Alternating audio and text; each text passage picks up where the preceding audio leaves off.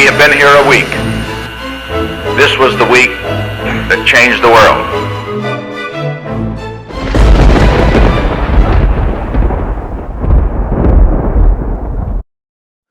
During the presidency of Richard Nixon from 1969 to 1976, the United States entered a new phase of the Cold War.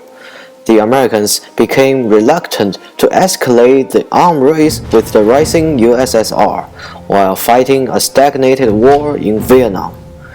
Recognizing the communist Asia was no longer monolithic, Nixon, a staunch anti-communist in his early career, seized the chance to construct a relationship with China, believing that by playing the China card, he would achieve detente in the world. By controversially expanding his presidential rights to make bold moves without the impediment of Congress, Richard Nixon opened the gate of People's Republic of China on his 8-day visit in 1972 with high profile in the media. Through the normalization of the relationship between the world's strongest free country and the world's largest red nation, Nixon's administration fulfilled its responsibility to create peace regardless of nations' seemingly incompatible ideologies, and to contain the escalation of the Cold War by checking and balancing the power in East Asia.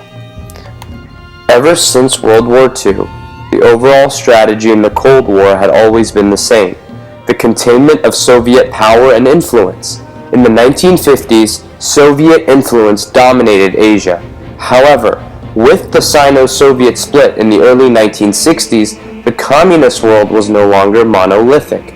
Based on the Nixon Doctrine, the strategy to sustain U.S. global power without the overt use of military force, Nixon, with his national security advisor Henry Kissinger, sought ways for detente, the easing of hostility between world powers through diplomacy.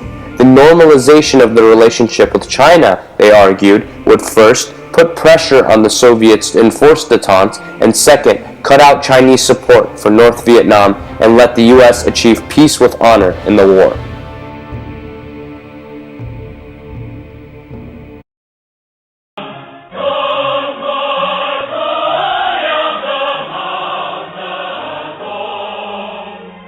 The Sino-US relationship had been extremely tense since the 1949 Communist victory in the Chinese Revolution. Whilst protecting Chairman Mao's greatest foe, Chiang Kai-shek, and his Taiwan regime, US was also China's top enemy in the Korea and the Vietnam War. While isolating China from the world, Mao's government continuously portrayed US as the paper tiger and the rapacious imperialist wolf through the Cultural Revolution. Yet, discerning that the deterrence of the Soviet threat was the mutual interest between the two countries, Nixon began his presidential mission to build a bridge across 16,000 miles of ocean and 22 years of hostility, and connecting the two immovable forces.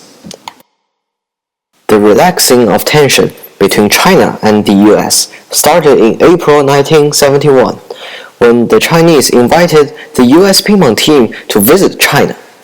On July 1971, Kissinger secretly visited China, paving the road for Nixon's visit.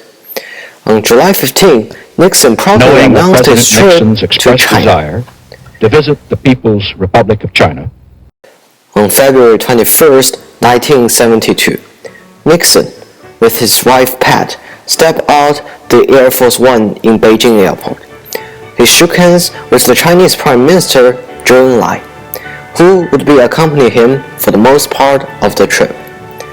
Zhou Enlai remarked warmly, "Your handshake came over the vastest ocean in the world. 25 years of no communication." In the afternoon, Chairman Mao secretly met with Nixon and Kissinger, but Nixon left the Secretary of State, William Rogers, in the dark. During the 8-day visit, Nixon visited the Forbidden City and the Great Wall in Beijing, the West Lake in Hangzhou, and the factories in Shanghai. Along with him were over 100 reporters from all American big news companies. For decades, Taiwan had been the greatest impediment to the friendly relations between the two countries. China had refused to attend any international events where Taiwan was present, and set the discussion of Taiwan as the precondition for Nixon's visit. Aimed to realign China, Nixon was ready to compromise Taiwan. He and Kissinger assured the Chinese that, while the US had to fulfill its military commitment in Taiwan, it had no desire to support Taiwan's independence and would withdraw its force gradually. The Vietnam War had been America's greatest headache. By the time of Nixon's visit, the war had lasted for a decade.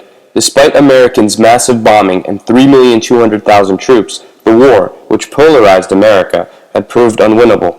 In the summit, Nixon hoped to trade Taiwan for Vietnam, that in exchange of his concession made on Taiwan, China would force Viet Cong to the negotiation table. However, the Chinese could not abandon its ally. One major goal of the summit was to publish a joint communique to the world. In this communique, both sides stated their different approach and ideology while finding common interest in world peace, that neither should seek hegemony in the Asia-Pacific region and oppose any country to do so. Nixon's distrust of the State Department made him let Kissinger compose the communique with the Chinese Foreign Minister Chi Peng-fei and did not show the finished version to William Rogers, the Secretary of State, until the day before its announcement. The grudging Rogers and his State Department pointed out serious problems in the wording of the Taiwan position, infuriating Nixon by demanding it be revised. Kissinger was forced to meet with relentless Chinese in the darkness of the night, but achieved only partial revision. In the final communique, U.S. stated, "The United States acknowledge that Chinese on the either side of Taiwan Strait maintain there is but one China, and Taiwan is part of China." By using acknowledge instead of recognize, and not stating who governed the only China, the communique satisfies Chinese desire of titular possession while ensuring to not abandon Taiwan. However, politicians supporting Taiwan in the US were mad because not all Taiwanese maintain that there is only one China. When Nixon returned to the United States, he received a hero's welcome. 15,000 people have turned out in the Andrews Air Force Base. His popularity rose to the highest of the year, 56%. Nixon's trip realigned the United States with China, who would act as a counterbalance to the USSR and pressure North Vietnam to concede in peace. Indeed, Nixon went to Moscow in May of 1972 and signed the Strategic Arm Limitation Talk with the USSR to limit weapons. The United States and Vietnam reached an accord that allowed the face-saving withdrawal of U.S. forces from Vietnam in Paris in January of 1973. However, with Mao and Chu's deteriorating health and Nixon's Watergate scandal, the full normalization of relations would wait until 1979, when the United States officially recognized China.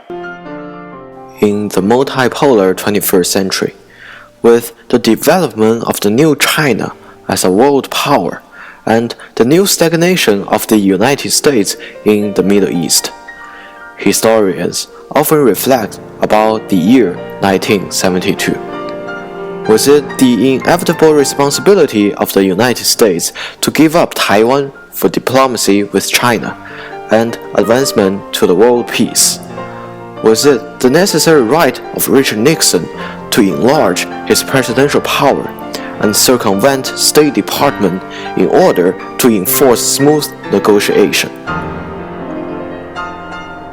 Facing the unyielding Cuba for 52 years, the radical Iran for 35 years, and the dead end of Afghanistan since 2001. Nixon's Bridge of Peace in 1972 always shines as a beacon in the darkest part of the Cold War history.